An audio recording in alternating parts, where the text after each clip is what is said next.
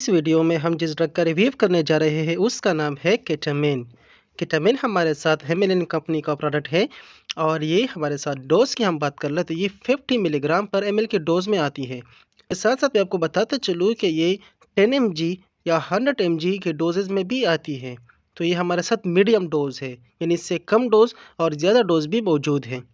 ये ऑयल जो है हमारे साथ ये 10 ml में आती है और इसका हम कैलकुलेटिव जो मिलीग्राम देखें तो ये 500 mg है, यानी पर एम के हिसाब से हम देख ले तो 50 mg पर एम के हिसाब से आती है।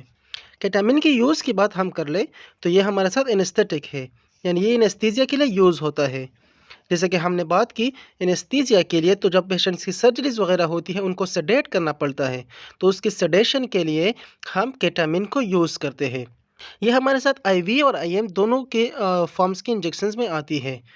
अच्छा, अगर हम डोज़ की बात कर लें तो ये एनेस्थीसिया की बोथ इंडक्शन एंड मेंटेनेंस के लिए इस्तेमाल होता है। इंडक्शन का मतलब है कि एनेस्थीसिया को स्टार्ट करवाना, तो एनेस्थीसिया के इंडक्शन डोज जो है ये 1 मिलीग्राम से लेकर 4 मिलीग्राम तक है। और ये हमारे साथ जो मेंटेनेंस डोज है वो 0.1 मिलीग्राम से लेकर 0.5 मिलीग्राम पर एमजी पर केजी है। अब एक बात को आपने नोट की होगी कि इसका जो डोज़ है वो इंतहाई कम है, यानी कि 0.1 mg। तो इस डोज़ को अगर इससे ज़्यादा हो जाए तो ये साइड इफ़ेक्ट्स या मुख्तलिफ एडवर्स रिएक्शन इसमें आती है।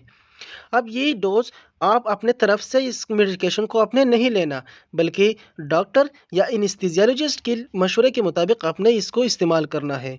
अब इसके एडवर्स इफेक्ट हम देख लें तो इसमें हाइपरटेंशन यानी कि ब्लड प्रेशर का ज़्यादा हो जाना, साथ में दिल की धड़कन का ज़्यादा या कम हो जाना, या टॉनिक क्लोनिक मोमेंट यानी कि आपको सीजर्स वगैरह भी आ सकती है, आपको झटके भी आ सकते हैं, या साथ में आपको डिप्लोपिया हो सकती है। मतलब कि आपको हर चीज़ दो दो नज़र आती है, या आपको ब्लरी विजन हो सकती है, आपकी नज़र जो है वो धीमी पड़ सकती है। प्रेगनेंसी में इस डोज मेडिसिन को इस्तेमाल करना बिल्कुल हानिकारक साबित हो सकता है, तो आपने प्रेगनेंसी में इसको इस्तेमाल करने से पहले अपने गायनेकोलॉजिस्ट से मशवरा ज़रूर करना है। और साथ में अगर आप लैक्टेटिंग मदर हैं, यानी अगर आप अपने बच्चों को दूध पिला रही है, तो तब भी आपने इस मेडिसिन को इस्तेमाल नहीं करना। तो इस मेडिसिन को इस्तेमाल करने से पहले अपने डॉक्टर से मशवरा ज़रूर कर लें और किसी फार्मासिस्ट या एनेस्थीसियोलॉजिस्ट के मशवरे के मुताबिक ही इस मेडिसिन को इस्तेमाल कर लें। शुक्रिया।